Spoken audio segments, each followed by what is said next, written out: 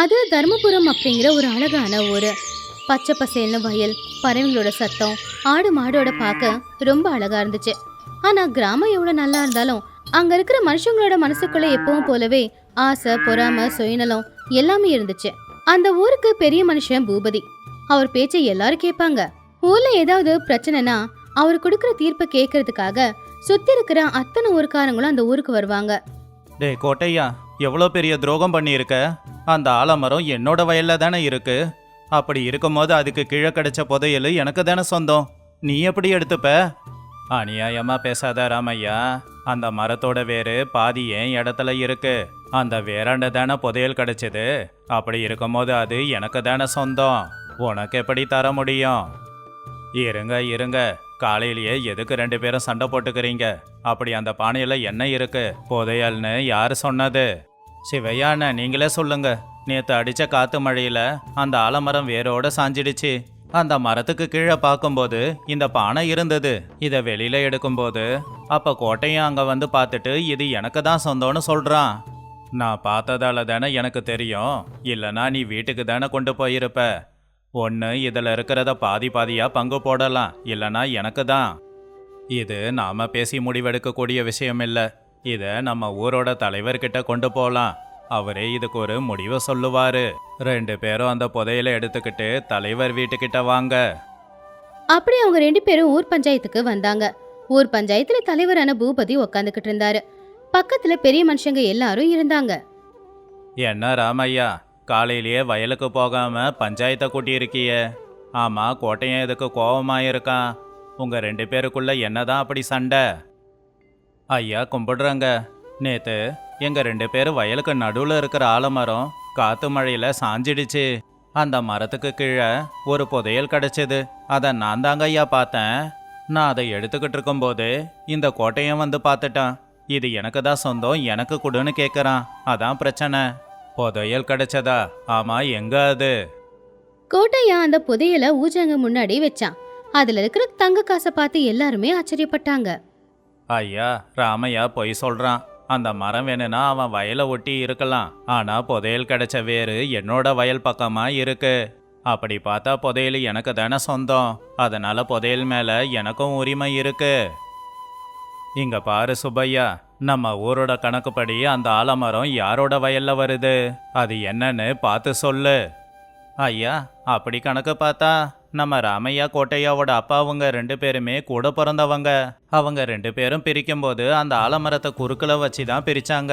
அப்படி பார்த்தா ஆலமரம் 2 பேருக்கும் சொந்தம். ஆனா ஐயா, அந்த மரத்துக்கு தண்ணி ஊற்றி வளர்த்தது எங்க அப்பா. அவங்க அப்பா மரத்து பக்கம் கூட வந்ததில்ல. மரத்தை வளர்க்குறதுக்கும் புதையலுக்கும் என்னங்க ஐயா சம்பந்தம்?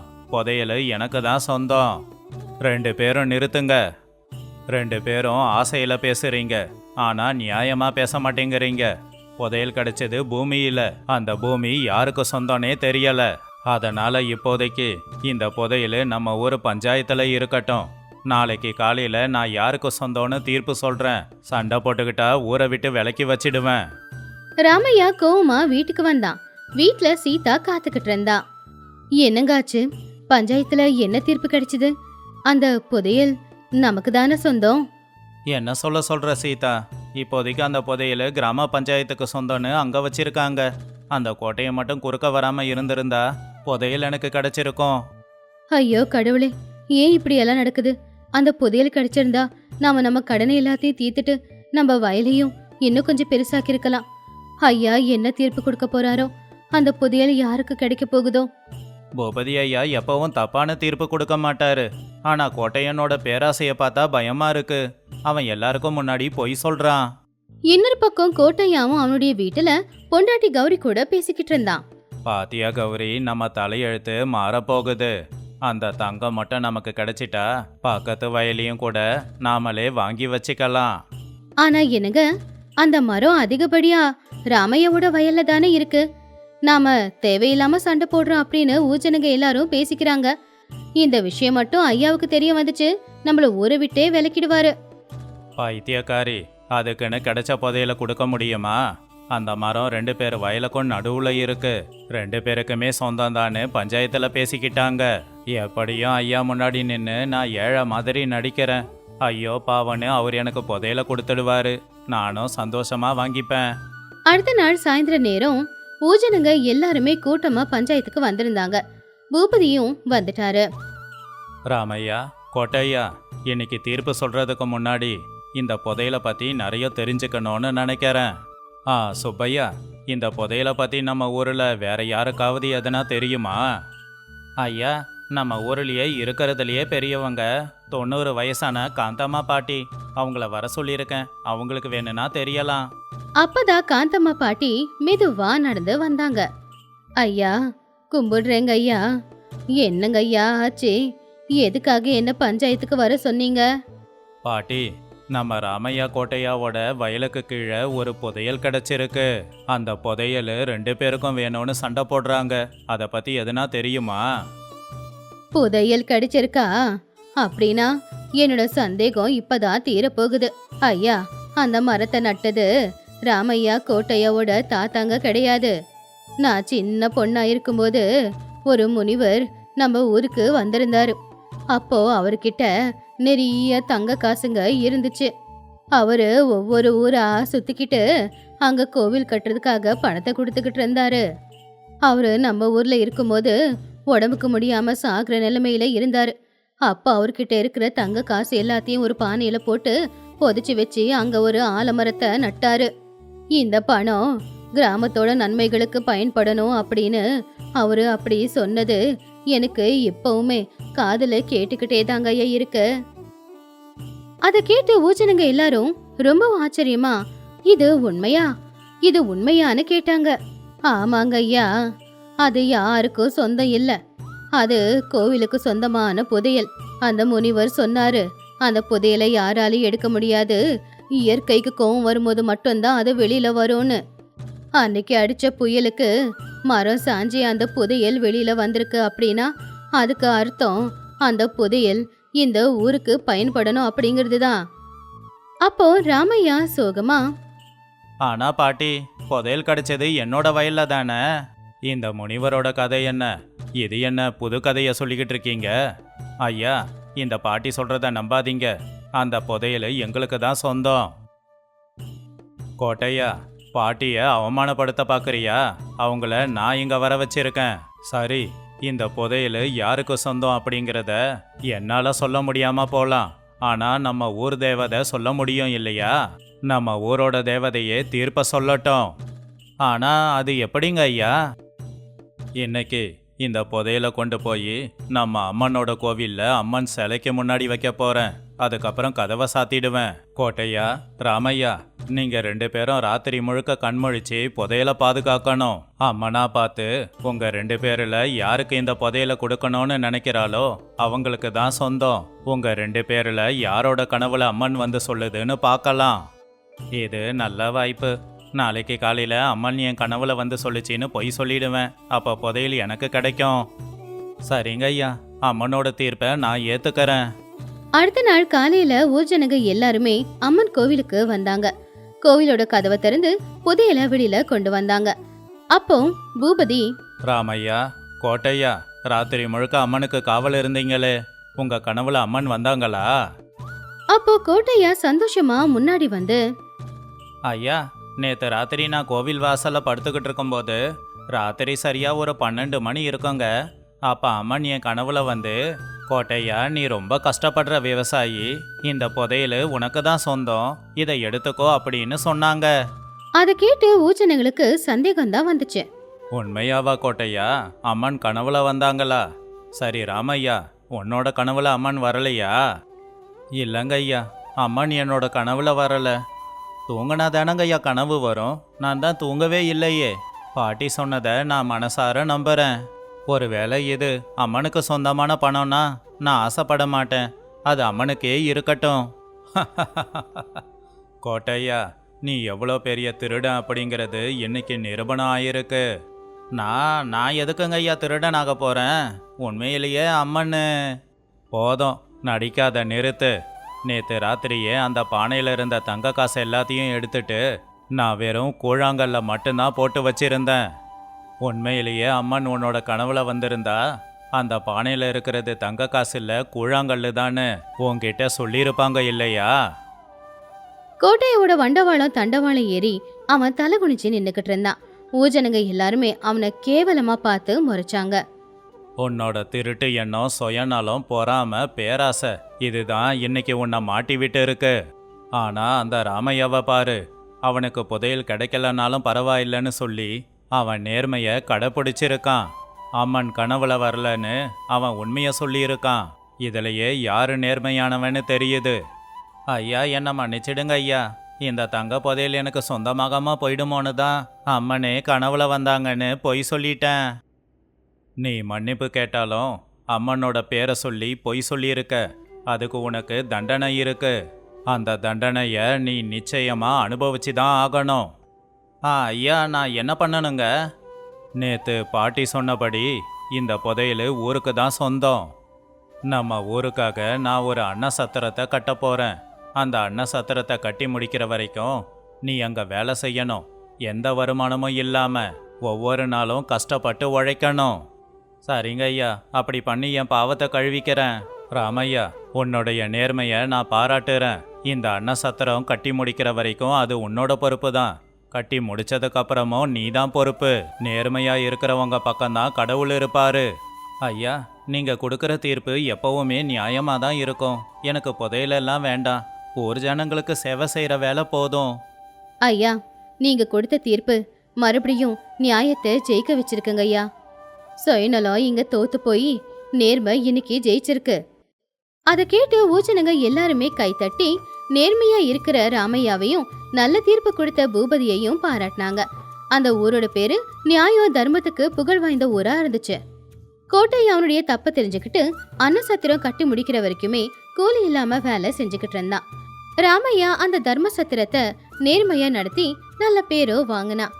100 வருஷம் நிலையா நின்னுக்கிட்டு இருந்த மரம் இயற்கையோட விபத்தால சாஞ்சாலும் அது அந்த ஊருக்கு நிறைய நன்மைகளை செஞ்சது. ஒரு மனுஷனுக்குள்ள ஆசை, பொறாம, பேராசை இது எல்லாமே வந்துச்சுன்னா அது அந்த மனுஷனை அழிச்சிடும். ஆனா ஒரு மனுஷன் எப்பவுமே நல்ல குணத்தோட நேர்மையா இருக்கிறானோ அவனை அந்த கடவுளே துணையா நின்னு நல்ல வழிக்கு கொண்டு வருவாரு. பேராசை பெருநஷ்டம் அப்படின்னு பெரியவங்க சொல்லுவாங்க. அதுல கொஞ்சம் கூட தவறே கிடையாது. ஆத்தங்கரையோரமா பச்சை பசேல்னு வயலொட்டி இருக்கிற அந்த கிராமத்தோட பேரு தர்மபுரம். அந்த ஊருக்கு நடுவுல ஒரு அழகான கோவில் இருந்துச்சு. அந்த கோவில் தான் அந்த ஊஜனங்களுக்கு உசுர. அந்த கோவிலோட தர்மகர்த்தாவான பூபதி கோவிலுக்கு வந்துகிட்டு இருக்கும் போது ஒரு ஏழை விதவை அவர் காலில் விழுந்தாங்க. ஐயா, தர்மகர்த்தா ஐயா, என் பிள்ளையோட படிப்பு செலவுக்கு கொஞ்சம் உதவி செய்யுங்க ஐயா. எனக்குன்னு யாருமே இல்லைங்க ஐயா. முதல்ல உன் வீட்டு வரிய கட்டுமா, அப்புறம் உனக்கு உதவி பண்றத பத்தி யோசிக்கிறேன். எப்ப பார்த்தாலும் இதுக்கு உதவி அதுக்கு உதவின்னு காலை பிடிக்கிறீங்க. நகருமா நகரு. 1 மாசம் அவகாசம் கொடுங்க ஐயா. அவகாசமா? என்கிட்ட அவகாசம்லாம் இல்ல, நகருமா அப்படின்னு மனசாட்சி இல்லாம அந்த அம்மாவை தள்ளிவிட்டு பூபதி பந்தாவா கோவிலுக்குள்ள நடந்து போனான். அந்த நேரத்துல கோவில் பூசாரி அப்பதான் கோவில பூஜை செஞ்சுக்கிட்டு இருந்தாரு. என்ன பூசாரி, பூஜையெல்லாம் நல்லபடியா நடக்குதா? வர வர சரியா மந்திரம் சொல்ல மாட்டேங்கிறியா? வரவங்க யாரும் சரியா காணிக்க போடுறது இல்லையே. வாங்க ஐயா, இது எல்லாமே அந்த கடவுளோட கருணை. பணம் வர்றது குறையலாம், ஆனா பக்தி குறையாது. கடவுளுக்கு காணிக்கையை விட பக்தி தான் முக்கியம். வெட்டி பேச்சு பேசிக்கிட்டு இருக்காதீங்க. இந்த பக்தி கருணையெல்லாம் எனக்கு இல்லை. சரி, கோவில் பேரில் ஆத்தங்கரை ஓரமாக 10 ஏக்கர் இடம் இருக்குல்ல, அதை விற்க போகிறேன். அதை சொல்லிட்டு போக தான் வந்தேன். விற்க போறீங்களா? என்னங்க ஐயா சொல்லிக்கிட்டு இருக்கீங்க? நீங்கள் எதனா புரியாமல் பேசிக்கிட்டு இருக்கீங்களா? அது கடவுளோட சொத்து, நம்ம தாத்தா காலத்தில் இருந்து இருக்கு. அதை எப்படிங்க ஐயா நீங்கள் விற்க முடியும்? அது சக்கரவர்த்தி அப்படிங்கிற வியாபாரி பட்டணத்துல இருந்து வராரு. அந்த இடத்துல அவர் ஏதோ மில்லு கட்ட போறாராமா. அது மூலமா எனக்கு நிறைய லாபம் கிடைக்கும். நான் சொல்றத கேட்டுக்கிட்டு நீயும் அமைதியா இருந்தா வர்ற லாபத்துல போனா போகுதுன்னு உனக்கும் கொஞ்சம் கொடுக்கறேன். அதை வாங்கிக்கிட்டு உன் பொழப்ப நீ பாரு. பூபதி ஐயா, மன்னிச்சிடுங்க. அது கடவுளோட சொத்துங்க ஐயா. அதை விற்கிறதுக்கு நமக்கு அனுமதி இல்லை. இந்த ஊர்ல எப்ப என்ன பிரச்சனை வந்தாலும் எல்லாரும் அந்த இடத்துல தான் ஒன்னா சேர்ந்து பிரச்சனையை தீர்த்துக்கிறோம். அது மட்டும் இல்ல, ஊர்ல வறட்சி வந்தப்ப கூட அந்த இடத்துல பந்தல் போட்டு தான் எல்லாருக்கும் வயிறார சாப்பாடு போட்டோம். யோ, சும்மா கதை சொல்லாத. இந்த அன்னதானம்லாம் இனி நடக்கவே கூடாது. கோவிலோட வளர்ச்சிக்கு என்ன பண்ணணும்னு எனக்கு தெரியும். பாரு பூசாரி, என்னை தடுக்க முயற்சி பண்ணாத. இந்த கோவில் சம்பந்தப்பட்ட சொத்து அதிகாரம் எல்லாமே இப்ப என் கையில இருக்கு. நான் தர்மகர்த்தாவா இருந்து கையெழுத்து போட்டா கடவுளால கூட ஒன்றும் செய்ய முடியாது. இங்க நான் வச்சது தான் சட்டம். நீங்க தர்மகர்த்தா மட்டும்தாங்க ஐயா, அந்த கடவுள் கிடையாது. இந்த சொத்துக்களை பாதுகாக்கிறது தான் உங்க வேலை. ஆனா இந்த சொத்துக்களுக்கு நீங்க முதலாளி இல்ல. என் உடம்புல உயிர் இருக்கிற வரைக்கும் நீங்க ஆசைப்பட்டது நடக்காது. கடவுளோட சொத்துக்கு ஆசைப்பட்டவன் எப்பவுமே நல்லா இருந்ததா இது வரைக்கும் சரித்திரமே கிடையாதுங்க. நீ இல்லடா, அந்த கடவுளே குறுக்க வந்தாலும் இந்த இடத்த நான் விற்க தான் போறேன். எனக்கு லாபம் வரத்தான் போகுது. உன் பூசாரி வேலை போகாம நீ காப்பாத்திக்கோ. அப்படின்னு பூபதி ரொம்பவும் திமிரா பேசி அந்த கோவிலோட கோபுரத்தை பார்த்து சிரிச்சுக்கிட்டே அங்கிருந்து போயிட்டான். இத பார்த்துக்கிட்டு இருந்த பூசாரி என்ன பண்றதுன்னு தெரியாம சாமி சிலைய பார்த்தாரு. பூசாரி வீட்டுக்கு போய் இந்த விஷயத்த மனைவி சாரதா கிட்ட சொன்னாரு. அதை கேட்ட சாரதாவும் ஷாக் ஆனாங்க. ஏங்க, அந்த பூபதி ரொம்ப மோசமானவன். அவன் என்ன வேணும்னாலும் செய்வாங்க. நமக்கு இருக்கிறது இந்த பூசாரி தொழில் ஒண்ணு மட்டும்தான். இதுவும் போச்சுன்னா அதுக்கப்புறம் நம்ம வாழ்க்கை என்ன ஆகுறது? பயப்படாத சாரதா, நம்மள படைச்சது அந்த கடவுள் தான், இந்த பூபதி கிடையாது. கடவுள் நினைச்சாதான் நம்ம வாழ்க்கையில மாற்றம் வரும். இவனால எதுவும் வராது. ஆனா அவரு மிரட்டினதை பார்த்தா நம்மள இந்த வீட்டை விட்டு காலி பண்ண சொன்னா நம்ம எங்க போறது? இதுவும் கோவில் இடம் தானே. நம்ம பிள்ளை பட்டணத்துல படிச்சுக்கிட்டு இருக்கான். அவனுக்கு கூட நம்மளால பணம் அனுப்ப முடியாம போயிடுமே. இந்த உடம்புல இருக்கிற உயிரே நமக்கு சொந்தம் இல்ல. இந்த பூமி நமக்கு எப்படி சொந்தமாகும்? கடவுளோட சொத்தை காப்பாற்ற வேண்டிய கடமை எனக்கு இருக்கு. நீ தைரியமா பார்த்துக்கிட்டே இரு. கடவுள் நமக்கு ஒரு நல்ல வழியை காட்டுவான். பூசாரியோட பூஜை அறையில ஒரு பழைய மரப்பெட்டி இருந்துச்சு. அது அவங்க தாத்தா காலத்து மரப்பெட்டி. இந்த பெட்டியில பத்திரம் எல்லாமே பத்திரமா இருக்குல்லங்க? இது வெறும் பத்திரம் இல்ல சாரதா, அந்த கடவுளுக்கும் நமக்கும் இருக்கிற பந்தம். இந்த பத்திரங்கள் எல்லாமே நல்லபடியா இருக்கிற வரைக்கும் அந்த பூபதியால கோவில் நிலத்தை எதுவும் செய்ய முடியாது. நீங்க இவ்வளவு தைரியமா இருக்கும்போது நானும் தைரியமா தாங்க இருப்பேன். பூபதியோட வீட்டுல பட்டணத்து வியாபாரி சக்கரவர்த்திக்கு பெரிய விருந்து ஏற்பாடு பண்ணிருந்தான். இங்க பாருங்க பூபதி, நீங்க கொடுத்த விருந்தெல்லாம் நல்லா தான் இருக்கு. ஆனா அந்த நிலத்தோட கதை என்ன ஆச்சு? அது கோவில் நிலம்னு சொல்றீங்க. எதுவும் பிரச்சனை வராதே? என் பணத்துக்கு பாதுகாப்பு இருக்கும்ல? எனக்கும் கொஞ்சம் பயம் இருக்குதான். ஐயோ, நீங்க பயப்படாதீங்க சக்கரவர்த்தி ஐயா, உங்களுக்கு எந்த பிரச்சனையும் வராது. நிலத்தை விற்கிறதுல அந்த பூசாரி தான் தகராறு பண்ணிக்கிட்டு இருக்கான். அவன்கிட்ட இருக்கிற பத்திரங்களை நான் வாங்கிட்டா பிரச்சனை இல்லை. அப்புறம் அவனால எதுவும் செய்ய முடியாது. நல்லது நல்லது. இந்த ஊருக்கு நான் கட்ட போற ஃபேக்டரி வந்துச்சுன்னா இந்த ஊரே மாறிடுங்க. அதுலயும் முக்கியமா உங்களுடைய தலையெழுத்து நல்லாவே மாறும். வியாபாரி போனதுக்கு அப்புறமா பூபதி அவனுடைய வேலைக்கார ரமணாவை கூப்பிட்டு, டே ரமணா, அந்த பூசாரி சும்மா இருக்க மாட்டான்னு நினைக்கிறேன். இன்னைக்கு ராத்திரியே அவன் வீட்டுக்கு போய் கோவிலோட நிலப்பத்திரத்தை எடுத்துக்கிட்டு வா. அந்த பெட்டியை எங்க வைப்பான்னு உனக்கு தெரியும் தானே? என்னடா ஏதோ தயங்குற மாதிரி இருக்கு, செய்வியா மாட்டியா? ஐயா, என்னை விட்டுடுங்க ஐயா, அது கோவில் சொத்து. அதெல்லாம் கை வச்சா அந்த கடவுள் என்ன சும்மா விட மாட்டாரு. என்னடா, உன் பொண்ணு கல்யாணத்துக்கு என்கிட்ட கடன் வாங்கினியே, மறந்து போச்சா? நான் சொன்னதை மட்டும் நீ செய்யல, அப்புறம் உன்னோட பொண்ணை என் வயலுக்கு வந்து கூலி வேலை செய்ய சொல்லுவேன். ஐயோ, அப்படி எதுவும் செஞ்சிடாதீங்க ஐயா, நீங்க சொல்றத நான் செய்யறேன். அன்னைக்கு ராத்திரி நேரம் ரமணா விருப்பமே இல்லாம அடிமேல அடி எடுத்து வச்சு பூசாரியோட வீட்டு சுவரை பின்னாடியில இருந்து எகிரி குதிச்சான். அப்ப பூசாரியும் மனைவியும் தூங்கிக்கிட்டு இருந்தாங்க. அவங்க 2 பேரும் நல்லா தூங்குறாங்க அப்படிங்கறத தெரிஞ்சுக்கிட்டு ரமணா வீட்டுக்குள்ள வந்தான். அப்ப பூஜை அறையில இருக்கிற அந்த மரப்பெட்டி அவனுடைய பார்வையில பட்டுச்சு. சாமி, என்னை மன்னிச்சிடு. இந்த பாவத்தை நான் செய்யல, என் முதலாளி தான் செய்யறான். என் பொண்ணுக்காகத்தான் இந்த பாவத்தை நான் செஞ்சுக்கிட்டு இருக்கேன். கை நடுக்கத்தோடவே ரமணா அந்த பெட்டியை திறக்க போனான். அது பக்கத்துல போன உடனே அந்த பெட்டிக்கும் செவருக்கும் நடுவுல இருக்கிற சந்தில இருந்து புஷ்ன்னு ஒரு சத்தம் பயங்கரமா கேட்டுச்சு. அந்த சந்தில இருந்து பெரிய நல்ல பாம்பு. கிட்டத்தட்ட மனுஷனோட உயரத்துல இருக்கும். அந்த பாம்பு வெளியில வந்து அவனை எட்டி பார்த்துச்சு. அதோட கண்ணு அந்த இருட்டுல கண்ணாடி மாதிரி ஜொலிச்சுக்கிட்டு இருந்துச்சு. அது கோவமா படையெடுத்து அவனை பார்த்துக்கிட்டு இருந்துச்சு. ஐயோ பாம்பு, சாமி, ஐயா சிவனே! ரமணா பயந்து போய் அந்த பெட்டிய அங்கேயே வச்சுட்டு வெளியில ஓடி வந்துட்டான். செவிரேறி குதிச்சு எப்படி வந்தானோ அதே பயத்தோட அவன் மறுபடியும் அங்கிருந்து திரும்ப போயிட்டான். ஐயா, அங்க சாமி பாம்போட உருவத்துல பத்திரத்துக்கு பாதுகாப்பா இருக்காரு. என்னால அதை கொண்டு வர முடியாது.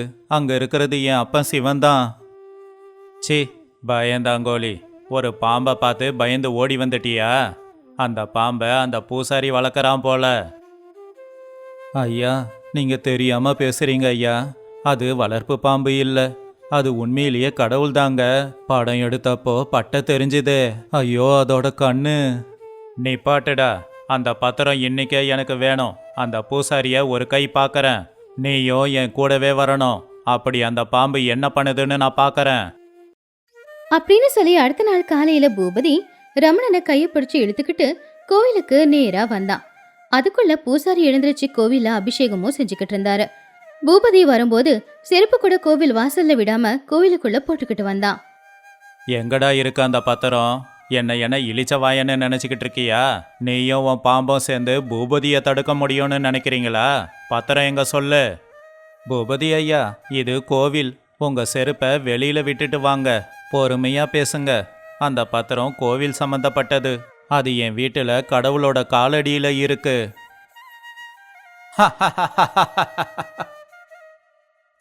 என்னடா சொன்ன? பத்திரம் உன்னோட வீட்டுல தான் இருக்கா? அது கடவுளோட சொத்தா? அந்த கடவுளோட சொத்தை இப்ப நான் எடுத்துக்க போறேனே. என்ன உன்னாலேயோ இல்ல உன் கடவுளாலேயோ தடுக்க முடியாது.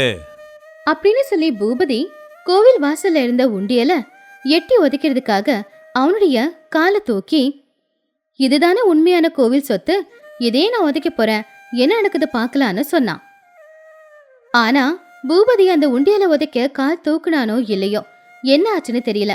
திடீர்னு பயங்கரமா ஒரு சத்தத்தோட கத்தி நெஞ்ச பிடிச்சுக்கிட்டு அப்படியே தரையில விழுந்துட்டான். அவனுடைய கை கால் ரெண்டுமே செத்து போச்சு. அவனால பேசவும் முடியல. அவன் பயத்தோட உள்ள இருக்கிற சாமியோட சிலைய பார்த்துக்கிட்டு இருந்தான். பூபதி ஐயா, என்னாச்சு? ஐயோ ரமணா, போய் வைத்தியரை கூட்டிட்டு வா, சீக்கிரமா போ. ரமணா அந்த காட்சியை பார்த்து ஐயோ அப்படின்னு சொல்லிட்டு வேகமா வைத்தியர்கிட்ட ஓடி போனான்.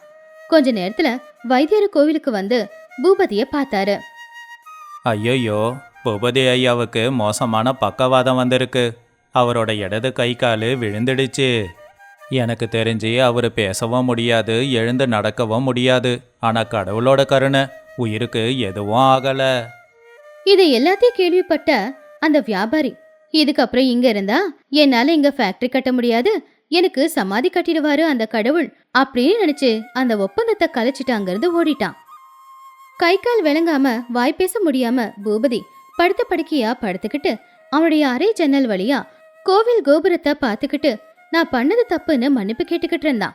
அவன் கண்ணுல இருந்து கண்ணீர் வந்துகிட்டு இருந்துச்சு. ஏதோ சொல்ல அவன் முயற்சி பண்ணிக்கிட்டு இருந்தான். ஆனா அவனால சொல்ல முடியல.